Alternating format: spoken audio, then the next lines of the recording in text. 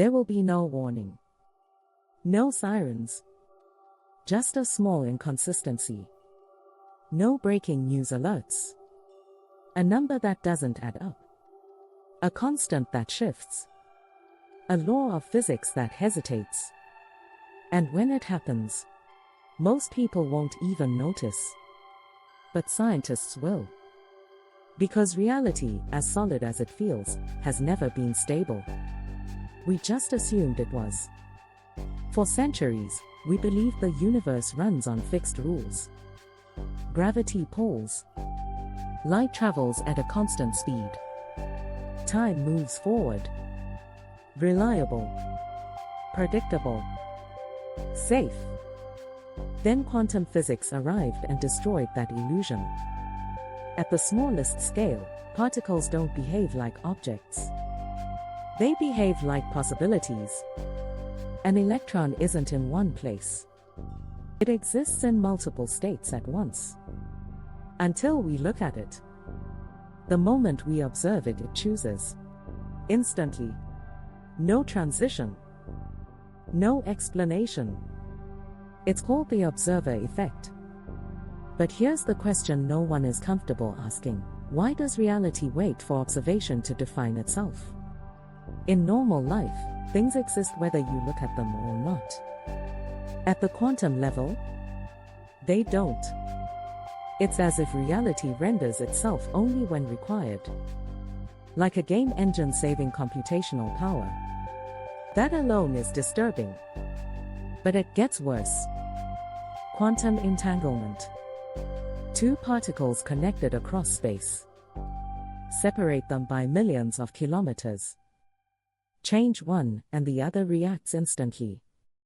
Faster than light. No signal. No delay. Einstein hated this idea. Because it breaks locality. It breaks causality. It suggests space may not be fundamental. If space isn't fundamental, then what is? Some physicists propose something radical: information. Not matter. Not energy. Information. Reality might be a processing system. A structure computing states. If that's true, then the universe isn't a place. It's a process. And processes can fail. Look closer at the structure of reality. There is a smallest possible unit of space, the Planck length. A smallest possible unit of time, the Planck time. Reality has a resolution limit. Why would existence have pixels? Why can't space be infinitely divisible? Unless there's a boundary. A limit imposed by computation. Now imagine this: what if the constants of physics are not eternal truths, but parameters? Gravity. The speed of light. The strength of electromagnetism. What if they're values in a system? Values that could, in theory, change. Even slightly. If gravity increased by a fraction of a%, stars would collapse differently. Planets would shift. Biology would fail. You wouldn't see flames in the sky. You would see subtle instability. Chemistry acting strangely. Time measurements drifting. Equations refusing to balance. Scientists would call it a discovery. But what if it's degradation?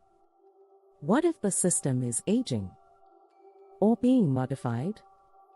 Or observed at a deeper level? Here's the most unsettling thought: if reality is computational, then we are not fundamental. We are outcomes. Temporary configurations of data. Which means we are not required for the system to exist. And if we're not required, we can be removed. No apocalypse needed. Just a shutdown. Or a reset. The terrifying part isn't destruction. It's invisibility. If the system ever glitches, we won't recognize it as a glitch. We will reinterpret it as new physics. We are inside the system. We cannot step outside to verify it. We cannot inspect the hardware. We are characters trying to understand the source code.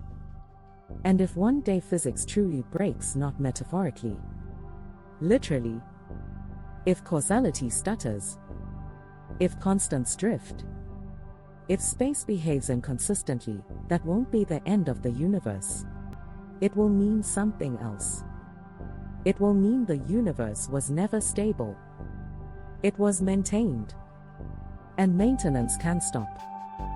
So the next time you hear about a strange anomaly in quantum experiments, don't just ask what we discovered. Ask something more dangerous. Are we learning more about reality? Or are we starting to see its limits? Because if this world is running on something deeper, the real question isn't, is it real? The real question is, how long is it meant to run?